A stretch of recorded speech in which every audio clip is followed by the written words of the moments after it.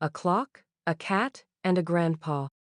The grandfather clock in the hall chimed 7, a series of resonant bongs that vibrated through George's small cottage. He paused, his hand hovering over the porcelain cup of lukewarm tea, counting each strike with a meticulousness born of habit. 7. Time to get moving, though moving these days felt more like wading through treacle than walking. He pushed himself up from the worn armchair, a groan escaping his lips that he quickly stifled. No need to advertise the aches and pains to Whiskers, who was currently engaged in the serious business of washing behind his ears on the rug. The cat, a ginger tabby of considerable girth, paused his ablutions to regard George with wide, golden eyes. All right, I'm coming," George muttered, shuffling towards the clock. It was an antique, a family heirloom passed down through generations. He couldn't remember a time when it hadn't stood sentinel in the hallway, its steady tick a comforting constant in his life. He reached out, his fingers tracing the intricate carvings on the clock's wooden face. The wood felt smooth and cool beneath his touch, a stark contrast to the arthritic stiffness in his knuckles. With a practiced hand, he opened the clock's side panel and retrieved the heavy brass key. The winding was a ritual, a small act of defiance against the relentless march of time. Each turn of the key was a victory, a reaffirmation that he was still here, still in control, at least of this small corner of his world. The clock responded with a deep, satisfying whir, a promise of another day kept on schedule. He closed the panel and returned to the kitchen, the scent of stale toast and tea hanging in the air. He buttered a slice of bread with a shaky hand, the knife clattering against the ceramic plate. Whiskers padded into the kitchen, weaving between George's ankles with a plaintive meow. All right, you'll get yours," George said, breaking off a small piece of toast and placing it on the floor. Whiskers pounced on it with gusto, crunching it down in a few satisfying bites. George ate his own toast slowly, washing it down with the last of his tea. The food tasted like sawdust in his mouth, another unwelcome side effect of getting old. He placed the cup and plate in the sink, leaving them for later. Washing up was a chore best tackled when his joints were a little less stiff. He reached for the small brown bottle on the counter, his heart medicine. The pills were tiny, white, and utterly essential. Without them, his heart would flutter and race like a trapped bird, leaving him breathless and weak. He swallowed one with a gulp of water, feeling a familiar sense of relief wash over him. They were a lifeline, these little pills, a constant reminder of his fragility and his will to live. Whiskers jumped onto the armchair, settling into George's usual spot. The cat kneaded the cushion with his paws, purring loudly. George smiled, the sound a little rusty from disuse. He settled into the chair, nudging Whiskers gently to make room. The cat, after a moment of protest, curled up on his lap, his purr vibrating against George's chest. He picked up his book, a well-worn copy of Treasure Island. He'd read it countless times, but the adventures of Jim Hawkins never failed to transport him back to his youth, to a time when his own life felt like an open sea of possibilities. But today, the words seemed to blur on the page. His eyelids felt heavy, and his limbs ached. The warmth of Whiskers on his lap was soporific. He closed his eyes for just a moment, intending only to rest them. He drifted, not quite asleep, not quite awake.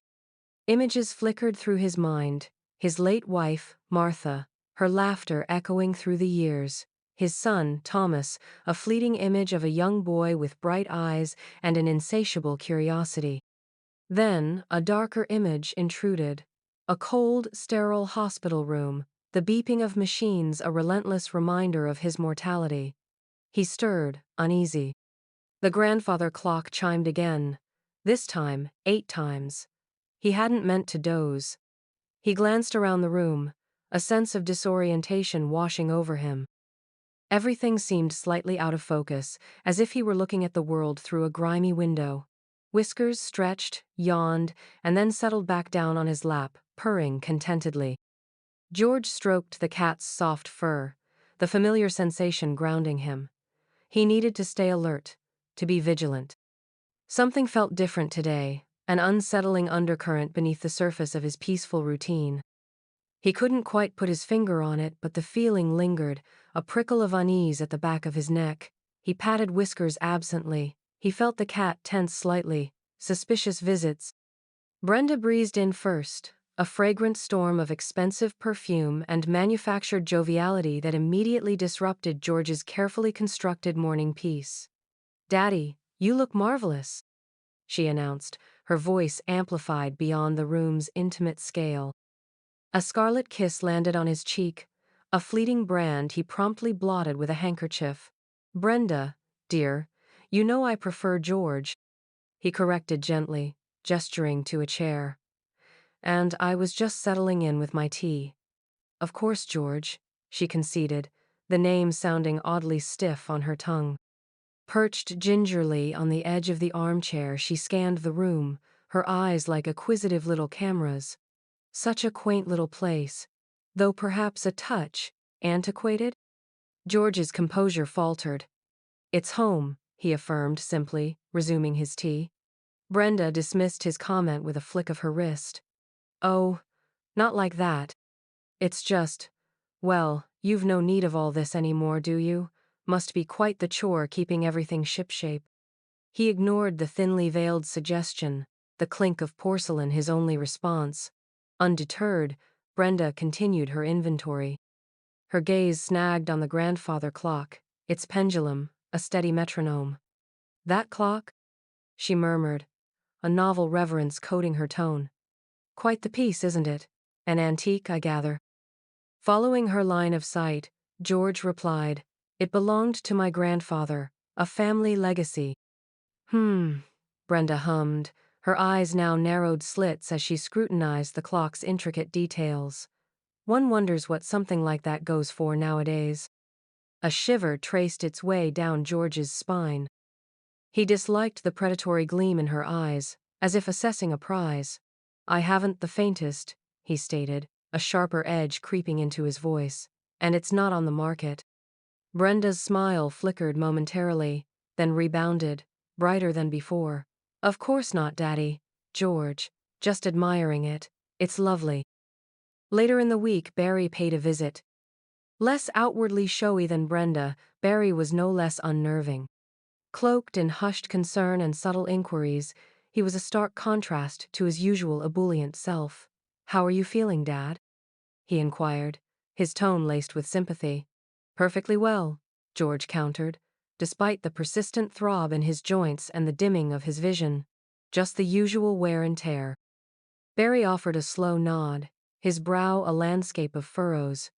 "Have you given any thought to the future, Dad? You know, long-term planning?" George met his gaze directly, suspicion hardening his features. "What exactly are you getting at?" "Well," Barry stammered, shifting uneasily. "Things like your last will and testament, and the estate." George's stomach clenched into a knot. This felt too deliberate. "My will is settled," he asserted, his voice taut. Of course," Barry reassured him, holding up his hands in a placating gesture. "Just wanting to ensure everything's in order. For your peace of mind. And ours, of course." "Everything is settled," George repeated, his eyes unwavering. "Was there anything else you wished to ask?" Barry hesitated, clearing his throat. "Well, there was one other thing. Brenda mentioned something about your medications. Are you taking everything you need, Dad? Are you sure?" A surge of hot anger flared within George. "I am entirely capable of managing my own medications," he snapped. "And I would appreciate it if you and Brenda ceased treating me as if I were incapable of self-care." Barry's face flushed crimson. "We're only concerned, Dad, that's all." "Concerned about what, precisely?" George challenged, his voice gaining volume. "Concerned about when you can get your hands on my possessions?" Barry bolted to his feet. "That's unfair, Dad. We love you." "Do you?" George's tone was softer now, but no less penetrating. "Or merely what I possess?" Barry offered no reply. He muttered something about needing to rush off, then fled through the doorway, leaving George feeling shaken and deeply disturbed. The visits, so saccharine and ostensibly well-meaning, left a lingering aftertaste of bitterness. He felt a sudden and profound weariness, a sense of being preyed upon. A chilling certainty settled upon him. Something was profoundly amiss. His children's newfound attentiveness wasn't rooted in affection or worry. It was driven by something far more sinister. He was being appraised, measured, and assessed, not for his well-being, but for his net worth, the missing medicine. George frisked his pockets, a knot of dread tightening in his sternum. The nitroglycerin always resided in his dressing gown's right pocket, invariably. He patted it again, fingers scrabbling against the soft fabric. Bare. He hobbled to the side table beside his armchair, the usual haven for the amber bottle. Absent. A glacial fear gripped him. Without those tiny lifesavers, his chest felt like a vice. "Brenda," he croaked, his voice a thread. "Brenda, have you seen my medicine?" Brenda materialized in the doorway, her perfectly sculpted blonde hair catching the morning's golden rays. Impeccably turned out in a cream pantsuit she was poised for, something George couldn't quite place. He rarely saw her so early, or in such formal attire. "Good morning, Grandpa," she trilled, her smile a practiced facade that failed to reach her eyes. "Is something the matter?" "My pills, Brenda, my heart medicine, I can't locate them." His voice wavered slightly. Brenda's painted smile flickered, then snapped back into its artificial place. "Oh dear. Are you certain you haven't simply misplaced them? You know how your memory can be." "I never move them." His voice trailed off, his gaze darting around the room, a desperate inventory. "Well, don't agitate yourself." Brenda soothed, her tone too bright. "Stress is detrimental to your heart, you know. Here, let me fetch you some juice. Orange juice is brimming with vitamins." "Juice won't ease this crushing feeling, Brenda. I require my pills." "I'm sure they'll surface," she offered, already drifting towards the kitchen. "Perhaps you left them in the bathroom? Or the bedroom?" George shadowed her, his unease mounting with each second. Brenda's eager offer of juice, her conspicuous lack of concern in helping him search, felt amiss. "Barry," Brenda called, peering back into the living room. "Grandpa can't seem to find his pills. Can you lend a hand?" Barry, who had been scrutinizing a framed photograph on the mantelpiece with a fascination that seemed out of sync with its ordinariness, turned, a furrow of concern creasing his brow. "Pills? Which pills, Grandpa?" "My nitroglycerin," George rasped, his voice tight. "I can't find them anywhere." "Oh, that's not ideal," Barry commented, yet remained rooted to the spot. Instead, his gaze drifted out the window. "Say, Grandpa, the roses are looking rather lackluster. Have you managed to give them a thorough watering lately?" George gaped at him, bewildered. "The roses?" "Barry, my breathing is labored. I desperately need my medicine." "Right, right," Barry conceded, finally wrenching his attention away from the garden. "But perhaps a breath of fresh air would do you good while we search. Come, let's step outside. We can inspect the garden shed. Perhaps you inadvertently left them there?" George hesitated. The garden shed? He hadn't ventured near it in weeks. Yet, the fresh air, it might clear the fog in his head. He allowed Barry to shepherd him towards the back door, his mind a whirlwind of suspicion. As he emerged onto the patio, the morning sun blazed down, momentarily blurring his vision. He squinted, struggling to focus, but the world seemed to sway. The pressure in his chest intensified. "You know, Grandpa," Barry murmured, his voice a conspiratorial whisper as he guided George toward the rose bushes. "Brenda was just remarking the other day how fond you are of these roses. She was contemplating acquiring some new fertilizer for you, the top-shelf kind." George halted, his gaze transfixed on a half-dead rose clinging precariously to its stem. A wave of dizziness engulfed him, and he reached out to the patio table for support. Fertilizer? Roses? What conceivable connection did any of this have to his missing medication? He fixed Barry with a sharp stare. Barry's grin was too expansive, too artificial, and Brenda, standing in the doorway, observing them with that same unsettling, saccharine sweetness. A chilling understanding washed over him. They weren't assisting him. They were deliberately diverting him. They were intentionally preventing him from finding his pills. "Where are they?" George demanded, his voice abruptly strong, slicing through the morning air. Brenda's smile crumbled. Barry's face shed its forced joviality. "Where are my pills?" George repeated, his voice gaining volume. This time, it wasn't a supplication. It was a declaration. And in that instant, George, the gentle, trusting old man, vanished. Replacing him was something altogether different. A man locked in a battle for his very survival. Weakness and whispers. The corridor stretched, an oppressive vista of faded wallpaper and lengthening shadows. Each step demanded a supreme effort as his legs, leaden and unresponsive, fought his will. He clutched at the wall, the chilled plaster a paltry solace against the slick sheen on his hands. The kitchen. That was his destination. Water. A mere sip. His breath snagged, a harsh rasp swallowed by the sudden quiet. He paused, his weight pressing into the wall, the gaudy floral pattern swimming before his vision. How long since his pills? Ages, it seemed. A relentless pounding echoed in his chest, a dire reminder of his body's treachery. A delicate sound pierced his fog.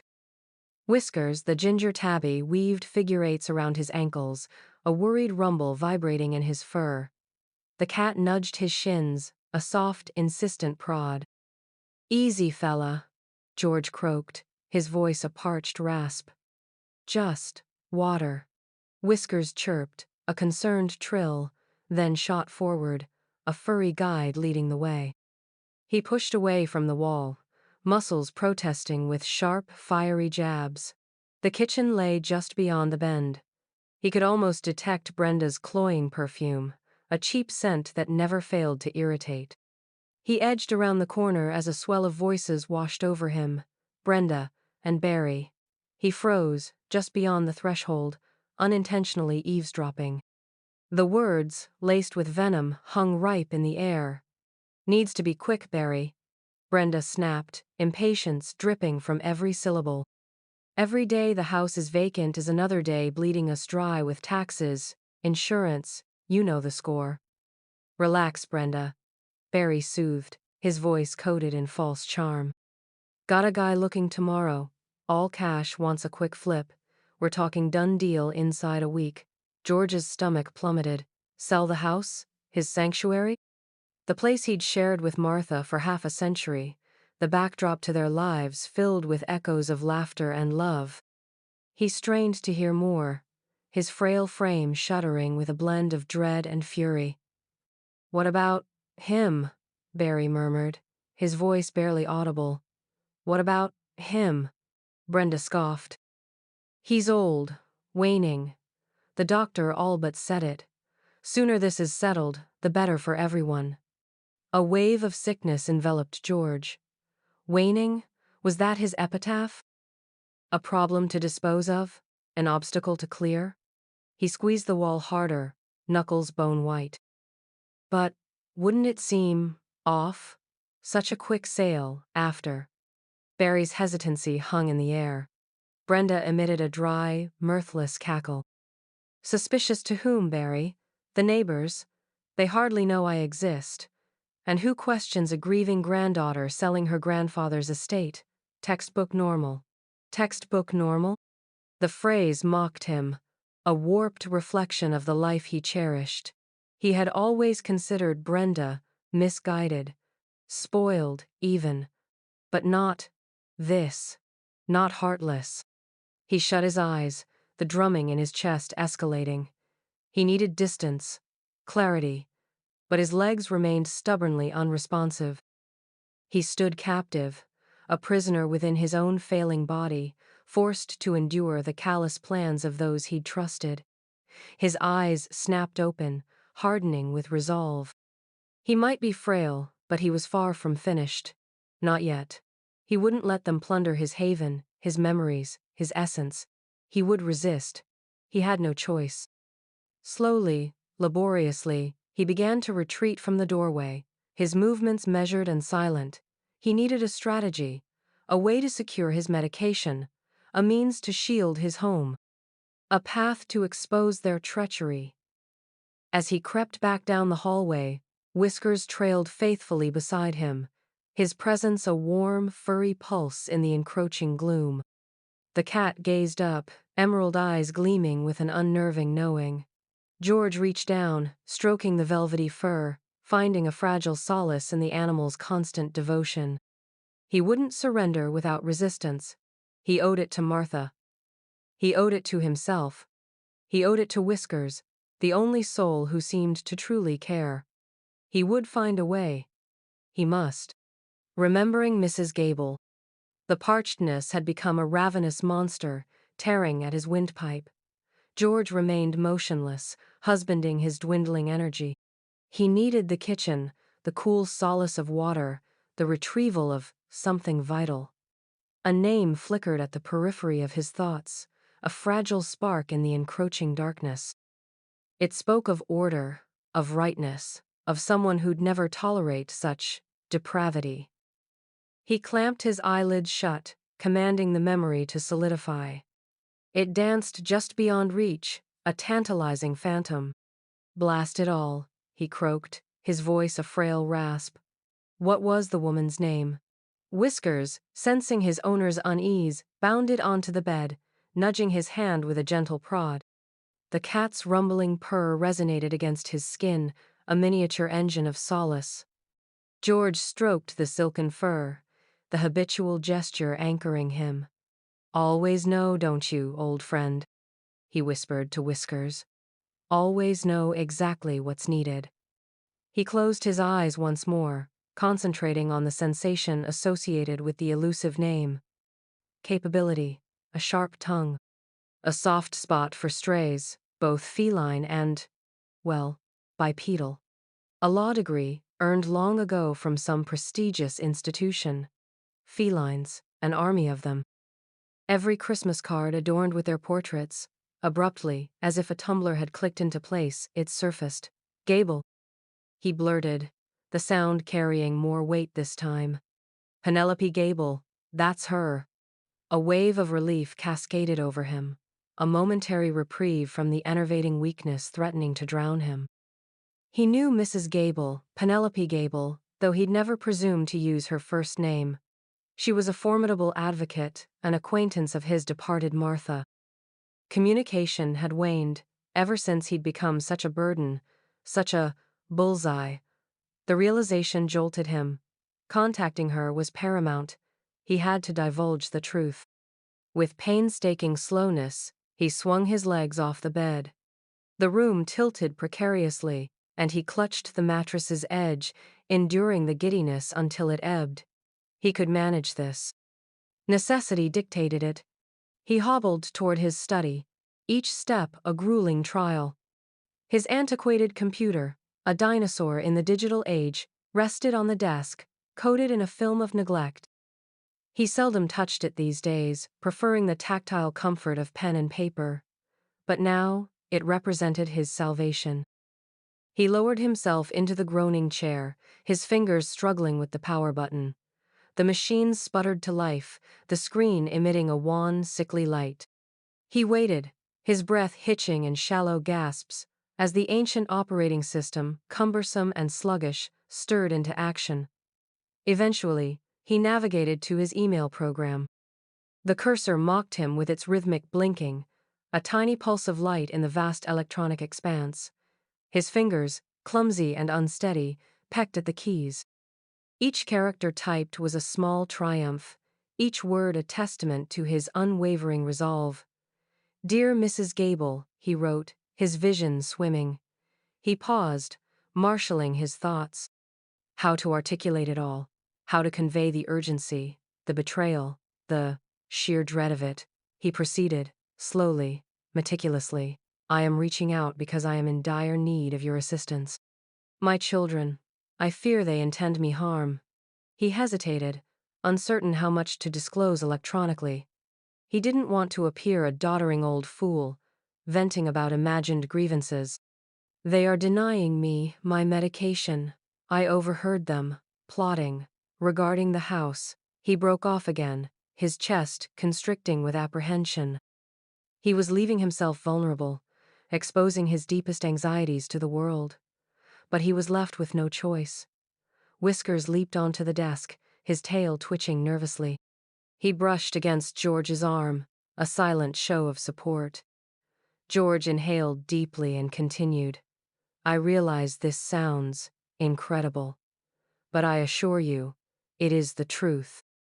I require someone I can trust, someone versed in legal matters, someone who understands.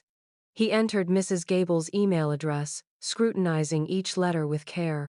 Then, with a final, shaky click, he initiated the sending process. The email vanished into the digital void, a desperate plea cast adrift on a boundless ocean. He slumped back in his chair, drained yet paradoxically relieved. He'd done all within his power. Now, only waiting remained. The thirst persisted, though overshadowed by a different craving, a yearning for justice, for exoneration, for mere survival. And for the first time in an age, George detected a nascent spark of hope. A friend arrives. The doorbell's chime, though gentle, jolted George awake. His mouth felt like sandpaper, his limbs heavy. He hadn't dared hope Penelope would arrive so quickly. Gathering his strength, he shuffled to the door, peering through the peephole. It was her. He fumbled with the locks, his fingers clumsy and unresponsive. When he finally managed to open the door, Penelope Gable stood on the porch, her brow furrowed with concern. She was taller than he remembered, her gray suit impeccably tailored, radiating an aura of competence and authority. George, good heavens, what's happened to you? Her voice was sharp, laced with worry. She stepped inside, her gaze sweeping over him, taking in his disheveled appearance and the pallor of his skin. The scent of her perfume, a sophisticated blend of jasmine and sandalwood, filled the stale air of the hallway. He gestured weakly towards the living room. Penelope, thank you for coming. His voice was a dry rasp, barely audible. She guided him to his armchair, her touch surprisingly firm. Sit, George. Tell me everything. She perched on the edge of the sofa, her posture alert, her eyes fixed on him with unwavering attention. He hesitated, unsure where to begin. The events of the past few weeks swirled in his mind, a chaotic jumble of suspicion and fear. He swallowed hard, trying to moisten his parched throat. It's Brenda and Barry, he began, his voice trembling. They're trying to hurt me. Penelope's expression didn't change, but he sensed a shift, a hardening of her gaze. Hurt you? In what way, George? He recounted everything, starting with the subtle changes in Brenda's behavior after he'd mentioned updating his will. He described the missing pills, the strange comments about him being a burden, the way they seemed to be isolating him from the outside world. He told her about the real estate agent he'd overheard in the kitchen. Each word was an effort, each sentence punctuated by a ragged breath.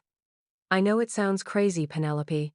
I know I haven't been myself lately, but I swear, they're doing something to me. They're withholding my medication. They want to sell the house. They want me gone. His voice broke, tears welling in his eyes. Penelope listened intently, her hands clasped tightly in her lap. She didn't interrupt, didn't offer platitudes or reassurances. She simply absorbed his words, her face growing increasingly grim. When he finally finished, silence hung heavy in the room, broken only by George's shallow breathing. And you emailed me because you believe they are deliberately causing you harm to inherit your estate sooner rather than later? She asked, her voice low and measured. George nodded, unable to speak. The shame of admitting his children's betrayal was almost as painful as their actions themselves. Penelope rose from the sofa and walked to the window, her back to him. The afternoon sun streamed through the glass, illuminating the dust motes dancing in the air. She stood there for a long moment, her silhouette rigid and unyielding. Finally, she turned back to him, her eyes blazing with a fierce determination. "George," she said, her voice firm and resolute, "we're going to get to the bottom of this. I promise you, they won't get away with it." She crossed back to him, her hand resting briefly on his shoulder. "First, we need to get you to a doctor. You look dreadful. And then, we'll deal with Brenda and Barry." Hope flickered in George's chest, a fragile ember in the darkness. He looked up at Penelope, her face a mask of steely resolve. He saw not just a lawyer, but an ally, a lifeline in a sea of despair. Maybe, just maybe, he wasn't alone after all. The new will. The contrasting aromas of lavender and lemon wax battled the faint, stale tang of antiseptic, an olfactory reminder of George's recent confinement. Mrs. Gable, a brisk figure in her tweed suit, had commandeered the living room, transforming it into a makeshift legal hub. Neatly arranged stacks of legal documents resided on the mahogany table, sharing space with Penelope's open laptop and an imposing stapler. "Are you comfortable, George?"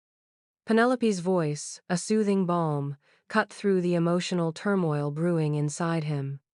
"As comfortable as a man can be while orchestrating his children's financial ruin," George retorted, a defiant glint surfacing.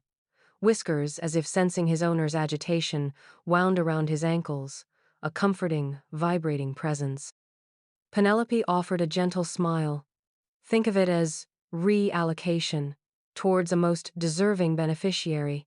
That beneficiary, of course, was Whiskers.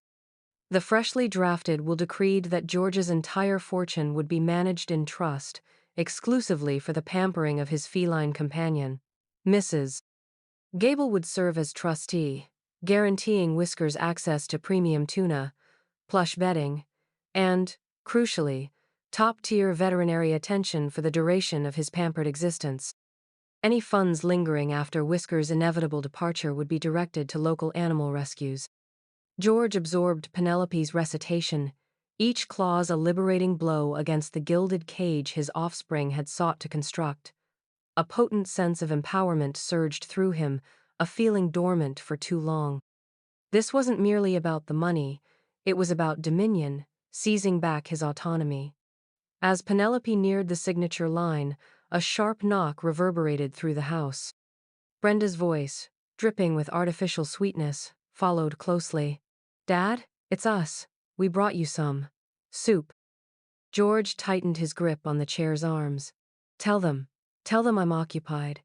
Ever the pragmatist, Mrs. Gable intercepted Penelope, striding purposefully towards the entrance. She opened the door to reveal Brenda and Barry, their faces masks of meticulously crafted concern. Barry awkwardly cradled a steaming container. "He's unavailable, Mrs. Gable stated, her tone unwavering. "He's in conference with his solicitor." Brenda's practiced smile wavered. "Solicitor? Regarding what?" "That, my dear, is privileged information. He'll be free later, perhaps." Mrs. Gable's stare was steely, a challenge daring them to cross the threshold. Brenda, not easily dissuaded, attempted to peer around Mrs. Gable and into the living room.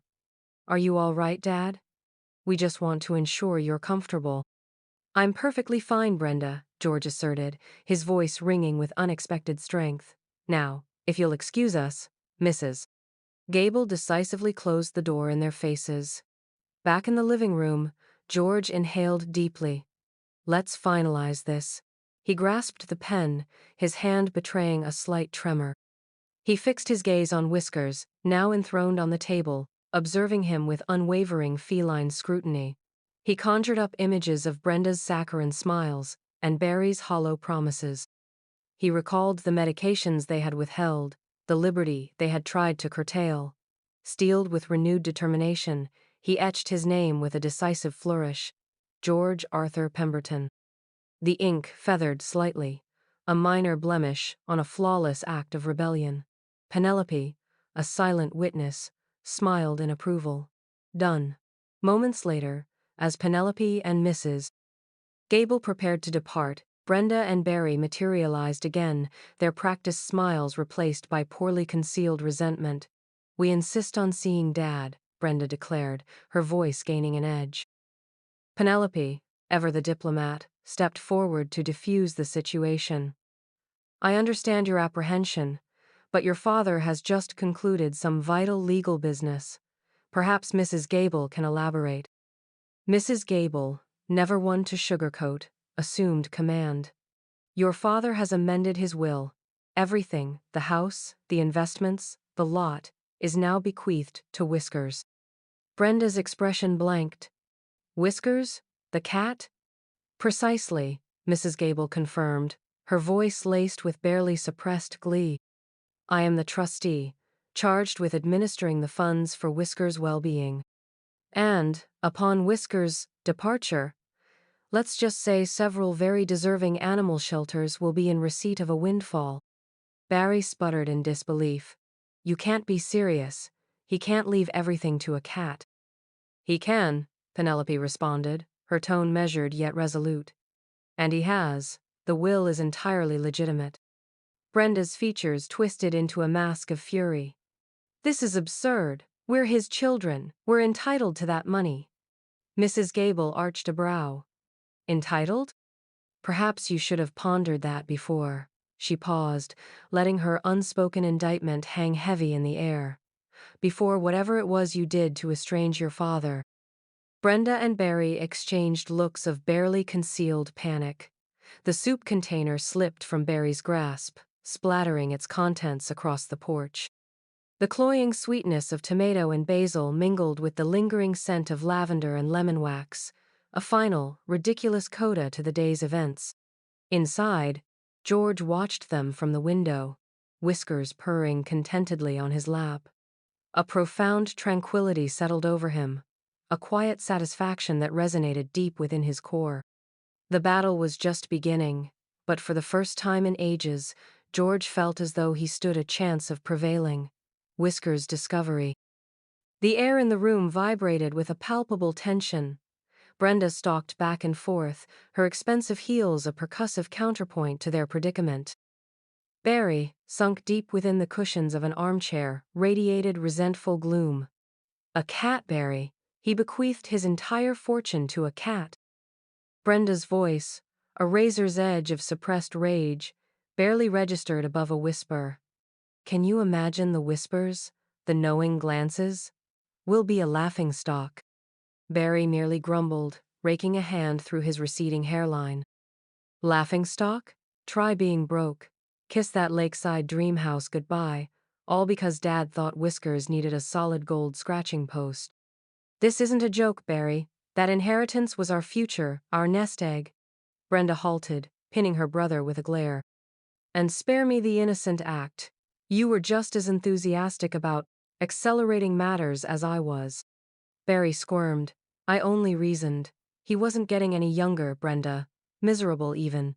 We were easing his way, in a manner of speaking." "Easing our way to early retirement, you mean?" Brenda retorted. "And now, Mrs. Gable, that pious busybody, will be lording it over us, ensuring Whiskers dines on wild-caught salmon while we scrounge for ramen." Whiskers, the object of their bitter debate, had been observing their performance from his perch atop the grandfather clock. With a luxurious stretch and deliberate yawn, he descended with a soft thump. Tail erect, he strolled across the floor, brushing against Brenda's legs, a silent, furry indictment. "Get away from me, you flea-ridden menace." Brenda snapped, her foot shooting out in a clumsy kick. Undeterred, Whiskers gracefully vaulted onto the vast mahogany dining table, its polished surface reflecting the afternoon sun. "Whiskers, no," Barry barked, but the command came too late. Now emboldened, the feline explored the tabletop with insouciant curiosity. He tested the air around a bouquet of drooping lilies, then began to worry at a slightly raised panel near the table's edge. George, despite his obsessive cleanliness, always indulged Whiskers' whims. The cat was, after all, his only confidant in his twilight years. And George, though frail, still exerted an unseen influence over his offspring. Brenda and Barry watched, momentarily paralyzed, as Whiskers worked his claws into the crevice, widening the gap. "Whiskers, stop it," Brenda hissed, her voice devoid of force. With a final, determined tug, the panel yielded, revealing a secret compartment. Within, nestled on faded velvet, lay a collection of small amber vials. Whiskers, his task complete, stepped back, tail twitching expectantly. He glanced from the bottles to Brenda and Barry, as if awaiting accolades. Brenda's breath hitched. Barry's complexion drained of color. The vials, George's medication, the medication they had been systematically, subtly, reducing. The medication they believed they'd successfully concealed to hasten his passing. Brenda surged forward, seizing a vial. She scanned the label, her features twisting with fury. He knew all along. Barry stared at the exposed cache, dumbstruck. Understanding crashed over him, a wave of icy dread. Their meticulously crafted scheme, their carefully woven deceit, had been exposed. By a cat. The silence in the room thickened, pregnant with unspoken accusations and shattered aspirations. Whiskers, blissfully unaware of the turmoil he had unleashed, began to groom himself with meticulous care on the dining table, a picture of feline contentment. The floral scent, now laced with the sharp tang of apprehension, permeated the air. Brenda's fingers tightened around the vial, her knuckles bone white. The game, it appeared, had shifted. And Whiskers, the unassuming beneficiary, had just played the winning card: consequences and departure. George swallowed his medication. It wasn't just the familiar chemical wash. A defiant upwelling fortified him, a psychological armor against their betrayal. He felt the faint pulse of returning strength, and straightened, the persistent ache in his back easing slightly. The silence in the room pressed down like a shroud. Whiskers, a furry gargoyle perched on the chair's armrest, emerald eyes narrowed, kept Brenda and Barry under close surveillance. The cat, normally an emblem of feline elegance, now exuded a quiet menace. Mrs. Gable, her face a rigid sculpture of moral outrage, shattered the stillness. "How could you?" she demanded, her voice a strained wire. "How could you stoop so low? To your own father?" Brenda's lipsticked mouth quivered. "It's not what you think, Mrs. Gable." "Isn't it? Because it appears to be blatant elder abuse. Meddling with his prescriptions, deliberately endangering his well-being for, what? A few measly dollars?" Mrs. Gable advanced, her slight frame radiating unexpected force. "I should call the authorities this instant." Barry, silent until now, finally rumbled, his voice a low growl of warning. "Don't be absurd. This is a family matter." "A family matter? This is a felony," Mrs. Gable snapped, her voice escalating. "He could have died. You two were prepared to sacrifice him for money. That's not a family matter. That's attempted murder." George observed the unfolding drama, adrift in a strange detachment. It was a play, performed by actors he barely recognized. He saw the naked fear in Brenda's expression, the simmering malevolence in Barry's. He registered the genuine fury etched on Mrs. Gable's face, the steadfast loyalty emanating from Whiskers. He raised a hand, a gesture that, astonishingly, hushed the room. "Enough," he commanded, his voice surprisingly firm. He fixed Brenda, then Barry, with a steady gaze. "I am, beyond disappointed. I lavished you both with everything: love, support, a secure home. And this is your recompense?" Brenda started to speak, but George silenced her. "Don't, just don't." He couldn't endure another fabrication, another hollow excuse. He turned to Mrs. Gable. "Thank you, my dear, for everything." He mustered a wan smile. "You've been a steadfast friend." Then, turning back to his children, his gaze unwavering, he stated, "I want you to leave. Now." Brenda's composure crumbled. "Dad, please." "No, Brenda. I'm serious. I need you both to go." He gestured weakly toward the door. Barry's jaw clenched. He shot a glance at Brenda, then back at George, a dark emotion flickering in his gaze. Without a word, he wheeled around and stalked toward the exit. Brenda hesitated, her eyes flitting between her father and the beckoning doorway. The siren call of the inheritance, now seemingly lost, still clung to her, an unwelcome shadow. Yet the undisguised disgust in George's eyes, the silent condemnation radiating from Mrs. Gable, and Whisker's unwavering stare finally broke her resolve. She followed Barry, her heels clicking sharply on the polished floorboards. George watched them depart, an acute sorrow settling over him like a shroud. He felt an inner desolation, a void that transcended the mere aches in his body. He had lost his children, not to death, but to something infinitely more corrosive: avarice. As the door slammed shut, he sank back into his chair, utterly drained. He closed his eyes, the image of Whiskers, guardian of secrets, seared into his memory. He was safe, at least for the moment. But this was not the end. He had a future to reclaim, a life to rebuild. And he would, not for them, but for himself. And, perhaps, for a certain discerning feline who had proven more faithful than kin. He opened his eyes, meeting Mrs. Gable's gaze. "A cup of tea, dear?" he asked, his voice regaining strength, and perhaps a morsel for Whiskers. A happy ending. Brenda and Barry, their faces contorted with outrage, marched toward the exit. Cats. Barry spat, ensuring his voice carried. All this for a mangy mutt? He'll choke on it. Mark my words, that flea-ridden thing will scratch him, and he'll be begging for the vet. Brenda, whose practicality often masked a sharp edge, joined in. Utterly preposterous. We'll challenge this. No judge would ever allow a cat to inherit such an amount. It's laughable. The door slammed shut with a resounding boom, a final, childish eruption punctuating their departure. George watched them leave, a bittersweet knot tightening in his chest. The relief was palpable, yet tinged with a sharp sadness. He'd yearned for a family-filled autumn, not this desolate landscape.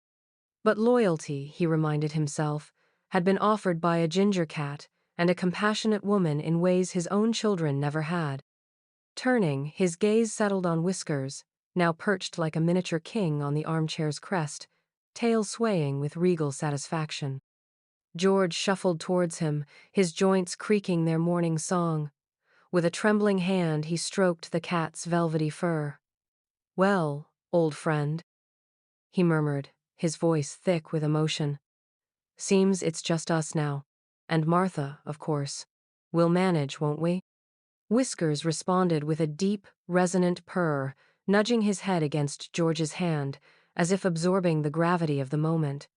The vibration was a soothing caress, balm for his bruised soul.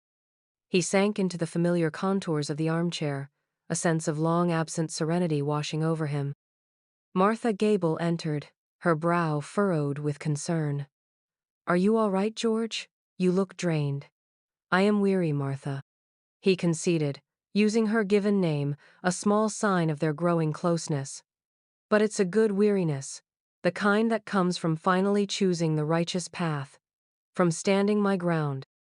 A warm, genuine smile lit her face, crinkling the corners of her eyes. "I'm proud of you, George. That took courage." "Courage? Hardly, Martha. More like desperation. But thank you." He patted the space beside him. "Come, sit. Let's just be for a moment." Martha settled next to him, and the three of them, George, Martha, and Whiskers, existed in comfortable quiet. Sunlight poured through the window, gilding the room in a warm glow. Only Whiskers' contented motor and the steady tick-tock of the grandfather clock in the hall broke the silence. A simple tableau, yet brimming with profound contentment. Later, after a light lunch of broth and sandwiches, Martha suggested a stroll in the garden. George, hesitant at first, ultimately conceded. He hadn't ventured out in weeks, not since his health had faltered, and his children's subtle manipulation had begun. Supporting himself with Martha's steady arm, he slowly made his way outside. The crisp air filled his lungs, invigorating him. The garden was a kaleidoscope of color, roses in fervent bloom, lavender bushes thrumming with bees.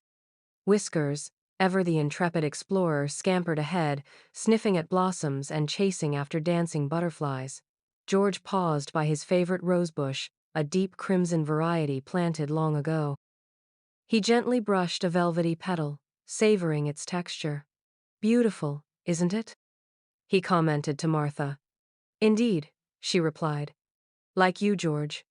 A truly beautiful spirit." George chuckled, a low rumble. "At my age? More like a gnarled old oak." "But an oak that has weathered storms and still stands strong," Martha countered. "An oak offering shade and sanctuary." George gazed at her, gratitude shimmering in his eyes. He couldn't imagine facing the past weeks without her. She had been his anchor, his confidant, his friend. As they wandered through the garden, a sense of hope blossomed within him. Old and frail he might be, but he wasn't yet finished. He possessed a renewed vigor, a fresh purpose. He would spend his twilight years embraced by love and kindness, not greed and manipulation. He would treasure each moment, each sunrise, each purr of Whiskers, each comforting word from Martha. He would embrace each day to its fullest, proving that even in the waning years, happiness, peace, and a genuine happy ending could be found. And he knew, with Martha and Whiskers by his side, such an ending was now within reach.